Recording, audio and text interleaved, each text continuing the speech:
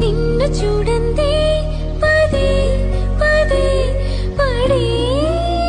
ఆతనా తోట పూలన్నీ కని విని పడేను వేదన నువ్వు రాకుంటే మహాశయ మరే ఆగునా